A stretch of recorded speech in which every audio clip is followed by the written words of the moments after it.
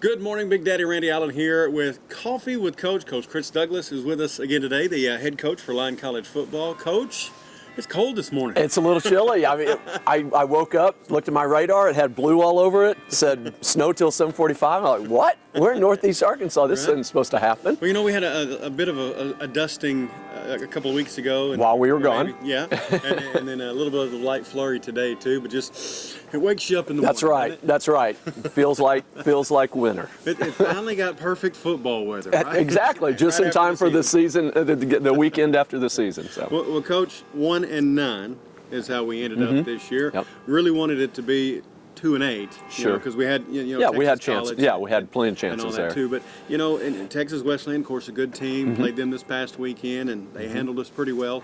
I mean, you got to tip your hat to them. They're just a good team, right? Well, yeah. I mean, they're going into the game. They're tied for first in the conference, three-way tie with Ottawa and with Arizona Christian, and a win gets them a guarantee of a tie. And of course, they got that, and Ottawa and Arizona Christian both got wins as well, so they got to celebrate a conference title. But, we really played well in the first half.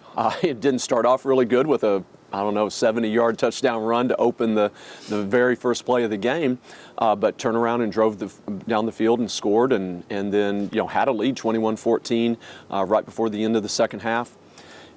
We felt like in that situation, being 1-8 going into a game against the probable conference, tie for conference champion. Let's go for it on 4th and 1 on our own 30. And we had a good play and we executed it, and they did a good job of squeezing it, and our running back just missed a step and fell just a little short of the first down. And now it's 21-21 going into half. And then someone came out to the bus and flattened all the tires and lit us on fire. I mean, it just wheels completely fell off in the second half. It was kind of a tale of going back to making critical errors that cause other teams, whether it's an interception return or a muff on a punt return, or just back to more missed tackles on defense. They showed that who they are, and we showed who we've been, not who we can be, but who we've been. And I felt like we played really hard, but we've got to continue to cut down on those errors. I appreciate your honesty on that, Coach. Yeah. 'Cause, I mean, a lot of times coaches will come in and they'll give you the coach speech, Sure. and things of that nature. But I really do appreciate your honesty in that. If you had to, I guess, give us a phrase or a kind of a short recap of the season, how would you put it? Growth, development, struggles with errors, but a lot of intent on getting better. A lot of brotherhood, a lot of family. I've expressed this. I've been on virtual meetings all week this week with recruits. All of our coaches are out on the road recruiting as we speak right now the entire week, and then they'll take Thanksgiving week off. And I've relayed this to them a few times because I get a lot, I ask, why do you play football? What do you love most about football? And a lot of times, I'd say 50% or more, I get a player will say the brotherhood, the family, love the camaraderie. And so I've expressed the story at the end of the Texas Wesleyan game. They're playing Cool in the Gang, celebration. They're out there having a ball, and no hard feelings. I mean, they should celebrate it. They won a share of a conference title. And we do, whether we're on the road or at home. You saw it last year, actually. The last home game or last road game, last game of the season, doesn't matter. We're going to line our seniors up on the sideline, and we're going to line our team up on the 50. And we're going to go through it. I'm going to start, and I'm going to hug every one of those seniors, and I'm going to thank them for their contribution and words of wisdom, or they'll give me words of wisdom or whatever. And it's just back and forth from the oldest to the youngest, and coaches and players all the way through the program get an opportunity to show their gratitude and share some words, some final words on the grass with those seniors. And they turn the lights off on us. Texas Wesleyan's all in their locker room, heading home, and we're still out there hugging it out. And then when we get done hugging it out, we pile up to take a team picture and senior pictures and then position pictures. And at our final team meeting on Monday, which we can talk more about later, I pull up that picture, that team picture, and I point out, look at all those smiles on your faces. Does that look like a 1-9 team? Does that look like a team that just lost to the tied for share of a conference title team? It was about the brotherhood. It's about the family. It's about the relationships that we built. We've got a lot of growing to do along the way, but we did it together. And as I tell the team probably before and after every game, nothing beats family. And so that's my why. That's why I do what I do. Heck yeah, would we rather be 9-1 than 1-9? Dang Skippy. But when you can build things on a foundation of honesty and respect and loyalty that leads to trust, that leads to family, football family, you've got a good foundation. And so we've got a good foundation laid. I'm just looking forward to the offseason. A lot of our guys, in talks afterwards, they're fired up about the offseason, ready to get to work. Well, tell us a little bit about a day in the life of now the off season of Lyon College. You got back, you got off the bus, I guess late Saturday night. Yeah, early Sunday morning. and you have your team meeting on Monday, and you talked about the picture and that, Coach, too. But, talk about this week and talk about moving forward in the life of what the program does in the offseason after the last game. Yeah, so I tell the team, that Monday after every last game of the season, it's two things. We had our seniors sit up very front of the team meeting room, and I talked about the season, and I talked about my time with them.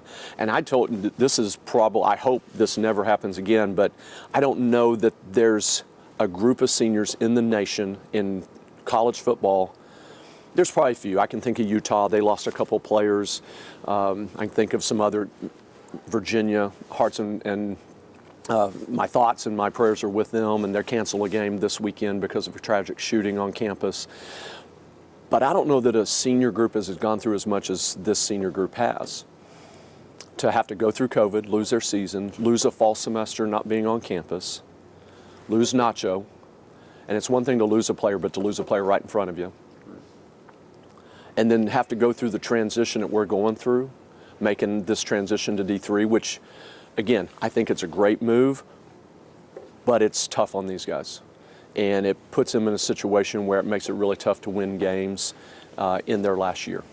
And so I express my admiration of them for them sticking it out, because a lot of guys, a lot of people with less character probably would have packed it in.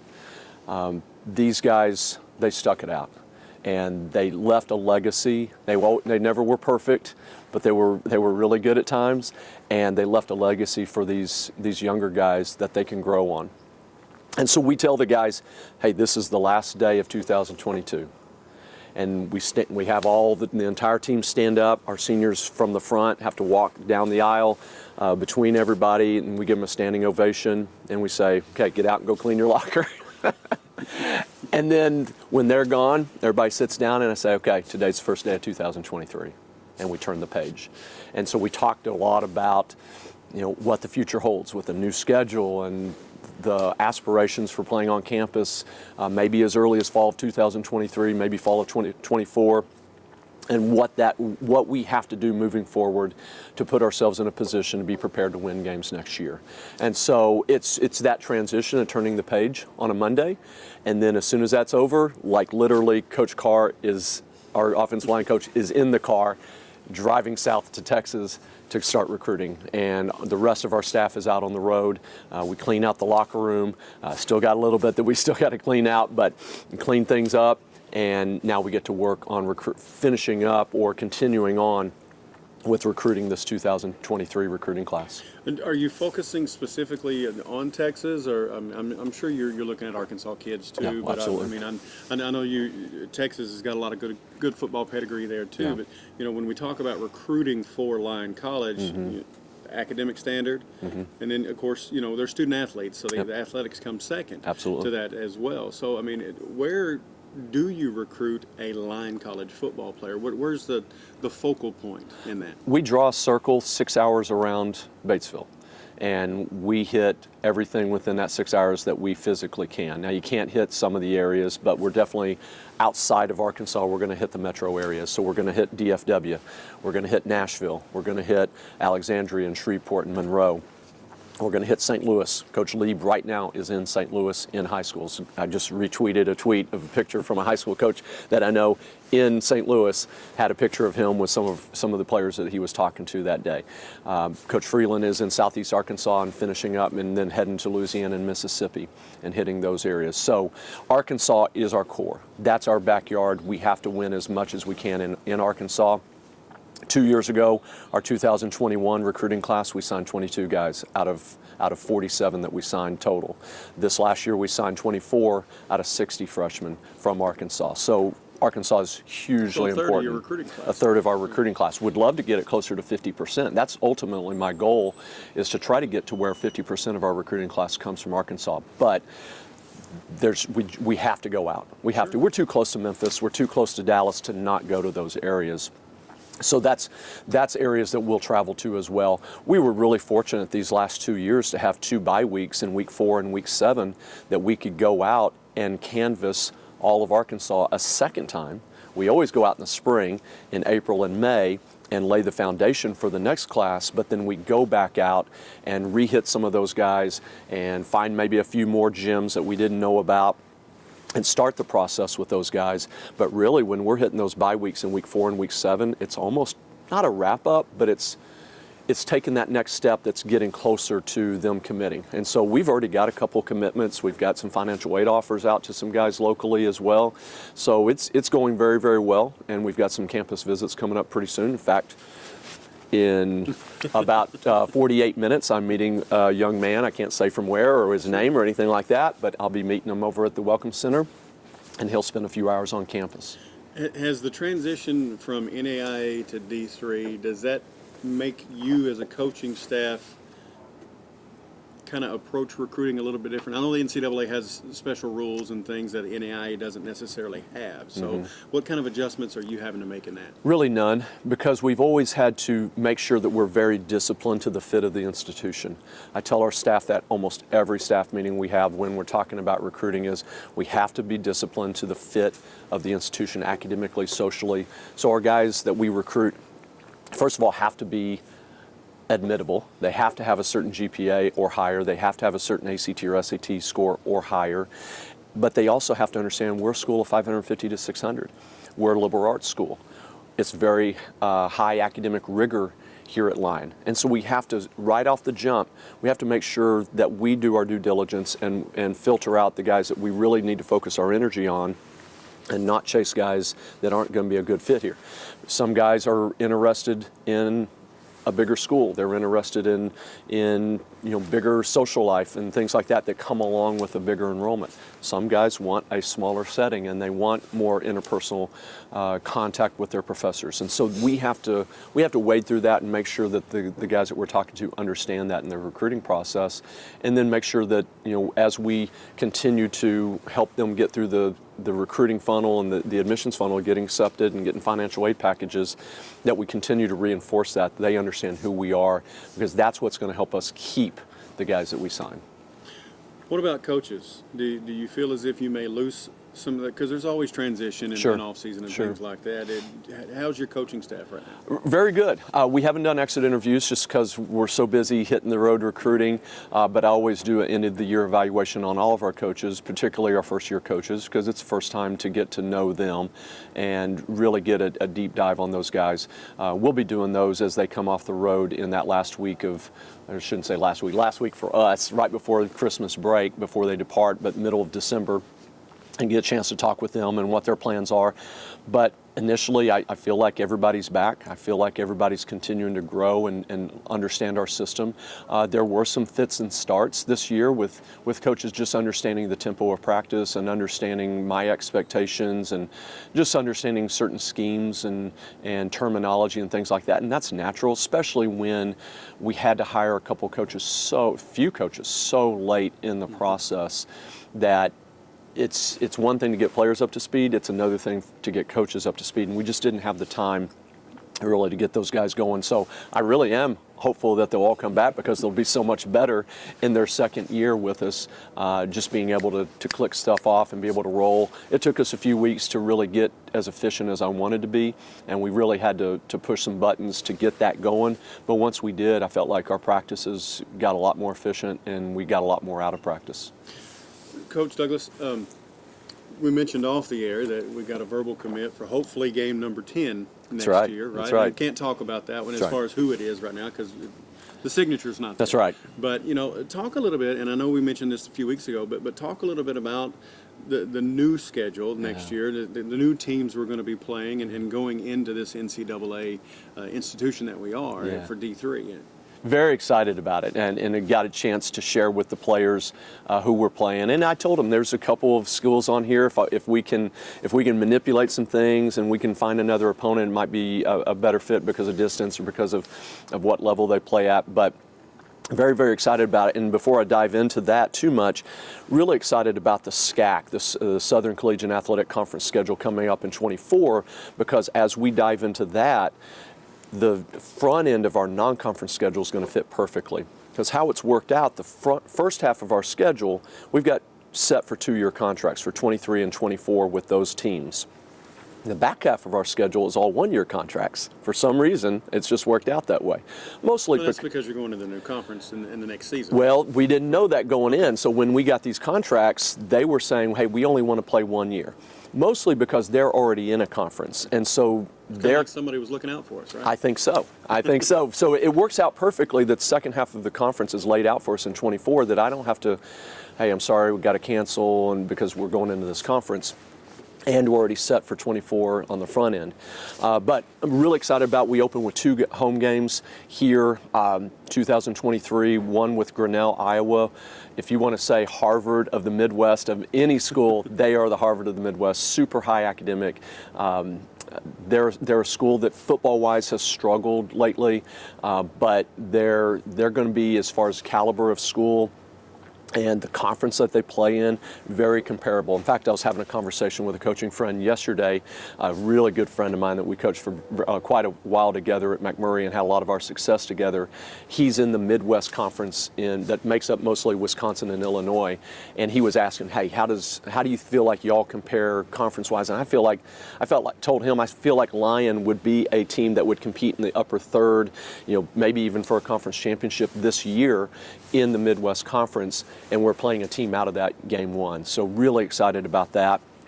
We'll be here in 23 and we'll go to their place in 24. Week 2, we're at home again. We play Belhaven out of Jackson, Mississippi. They'll come to our place in 23. We go to their place. Very, very, very good Division III school. They were NAI for a long, long time. Made the transition about, I want to say 3 to 4 years ago, played in the American Southwest, very competitive conference, and went 7-3 in that last year, and then this year finished up 8-2 in the USA South. So really excited about that. Week 3, we have Howard Payne at their place down in East Texas. Very excited about that one. Very, very good season for them this year in the American Southwest. Finished up 7-3, did some really nice things. So Belhaven and Howard Payne will be 2 really tough opponents. But I think they'll give us a good barometer on where we need to be, because they are schools, particularly Howard Payne, those are schools that are a great fit academically and have played at a very high level. They'll give us a very good barometer on how we match up with that level of school where I think we can be in time. How fast that happens really just depends on how well our coaches recruit and how well we develop and how we continue to make this transition. And then in week 4, we play Westminster College, back at home again, Westminster out of Fulton, Missouri. Very excited about that one because John Welty, the head coach up there, and I have competed against each other for over a decade now, or will be a decade when we play next. He is in the Upper Midwest Athletic Conference, Westminster is, and so that's the conference that we played in when I was at McMurray for the last 9 years. So very excited to be able to get that opportunity to play him. Again, we'll play here in 23 and then played there in 24. And then the feather in the cap, I guess I'm excited, maybe more excited than our players, but we go on week 5, we go up to Finlandia University in Hancock, Michigan. There's a little finger that juts out from the Upper Peninsula of Michigan that goes into Lake Superior. It's the 3rd snowiest city in the United States. I'm excited to go just because I've never been there. Well, it's week 5, so it shouldn't be as snowy. Right? I hope it could be a lot colder than what we're expecting because, I mean, shoot, before this Texas Wesleyan game, we practiced on Wednesday, it was 80 degrees, and then went down there, it was 50-something. Shoot, we may have an 80, 85 week of practice, and then it could be in the 50s or 40s up there. Well, who knows? I just saw in the news where they got, my sister lives in Grand Rapids, and they just got about 12 inches, you know, of lake effect snow and all that. So, I mean, and that's this time of year, too. Yes. But, you know, that's going to be a good trip for you, not just because, I mean, it's a different part of the country than probably what some of these kids are used to be in. Exactly, and that's what I'm excited about. We get to take some guys where I've never been, and You're not having to go to Arizona. We're not having to go, and I always like going to Phoenix. There's nothing wrong with that, but let's go somewhere new now. Right. So I'm excited about that. That'll be a great matchup for us. And then week 6, we go out to Alfred State in Western New York. The leaves will be changing. It'll be beautiful out there. So I'm excited to drive out there and go play that game. Week 7. You need an assistant coach? I'd go with you. Hey, we've always got a few open seats. You know, SID, radio personality. You know, let's take the whole crew up if we can. Week 7, we're open right now. We are looking for a week 7 because right now we're bracketed with 2 away games on week 5 and 6. Week 7 is open, and then 8 and 9 are on the road. Right now we don't have a homecoming game. Wow. I think homecoming may just be soccer this year, or this coming year. I don't know. I'm a little bit nervous about it, but I've worked really hard to find a week 7, and I cannot find one because everybody's committed in a conference. Sure. We've been really, really fortunate to find a week 6, a week 8, a week 9, a week 10, a week 11. Honestly, we've been really, really fortunate. So hopefully we'll find a week 7, and then we may have to shift some things around because we do have 10 games verbally committed at this point. After that week 7, week 8, we're at New Haven, Connecticut. That is a very, very good Division II team that is 2 years in a row made the playoffs. So if we can find another opponent, and they've said the same thing, they would rather play a Division II team, but they also need a game, and we need a game. So if we can find another opponent, we definitely would like to do that. But again, just like week 7, week 8 is going to be really hard to find. Week 9, we play Hilbert College in Western New York again, and then we finish up with Louisiana Christian here, in the SAC conference at our place for week 9. Or game 9 to be week 10 actually, and then week 11, game 10, is the school unnamed that just made a verbal commitment about 48 hours ago that we're super excited about because again I feel like that's going to be a great matchup and we get to finish with two at home. One of the exciting things that I know there's kind of a buzz around campus and around town a little bit as well, Coach, is that there's a possibility, and you alluded to it, that we could be playing on the Lyon College campus, playing our football games here, not having to go off campus to play. And had a great relationship with Batesville High School the last several years and whatnot, but it's nothing like playing on your own home campus as well. So talk a little bit about that. Yeah, you know, first of all, I will say that with Coach King, Coach Morrow, they've been the whole school district has been so accommodating to us, and we really appreciate it. I mean, heck, put their name on their turf. So that relationship, we don't want to ever make them feel like they're unappreciated. But as you said, there's nothing like playing on your own campus. And even when Lyon had football back in the early 1900s, they didn't even play on campus then. From what I understand, they played down there by where Safeway is. So, yeah, that's old Daffin Field, I believe. I think so. Yes. So we don't know. Lyon has no idea what it's like when you have the juice and the energy and you have the brats and the hamburgers on the grill and you have all the cars on campus to have an on-campus home game. Guys, people don't understand. We have a better following on the road sometimes than some of our opponents do at home. We had probably close to as many fans in the stands for our away game at Texas Wesleyan as a 1-8 team against an 8-1 or 9-1 really team because they played 11 games, 9-1 team that they did at home and competing for a tie of the conference title. So just imagine if we can get the energy and juice of that on this campus, people just don't know. What's that going to take? About $1 million. we have the plans. We have the architecture. Our architects have put together plans for it. We have a staged process that's probably a three-plus year process of growing to potentially a 2,500 seat stadium. Now, I don't feel like we've got to go that big. We can go to 1,500 and be just fine, especially if we have a visitor side on the other side. But we need a press box. We need about 500 seats probably to start year one. And we need a scoreboard. Lights, yes, we need to expand the depth, I guess, of how broad our lights that we currently do have would go so we could play night games, but that's not a necessity. Will it be smoking hot on September 3rd, I think it is, which would be the first Saturday that we would play Grinnell here? Yeah, it would be smoking hot at 2 o'clock, but willing to do it to get on campus. Well, Coach, I guess the ask right now to folks who might be watching today or whenever they may be watching is, we'd love your support. We need you. We're going to need to have small donors, big donors, corporate donors, private individuals to give, because we are looking probably at about $1 million, about $750,000 to get the stands and the press box, but we're also going to need a scoreboard. We're also going to need all the little soft cost that come along with having to do all the dirt work and concrete work and things that a sound system. We don't have a sound system, and that's going to be... And a visiting locker room and things like that. Well, we've already got plans. If we were able to get on campus next year, it wouldn't be permanent, but we've stayed in worse. I promise you that. We've stayed in worse. Even going down to Louisiana Christian, what a hot mess of trying to dress in hallways, in academic hallways, and a little bitty women's soccer locker room, and 3 showers for 70 guys. Because I'd tell guys, you don't get on our bus if you don't shower. We ain't playing that game. So we've been in worse, but we can utilize our wrestling and our baseball facilities to be able to get by for a couple of years until we're able to build something a little bit more permanent for our visiting teams. Because I take pride, and Lions should take pride in the quality of the facilities that we provide for our opponents. Do we want to win those games? You're dang skippy.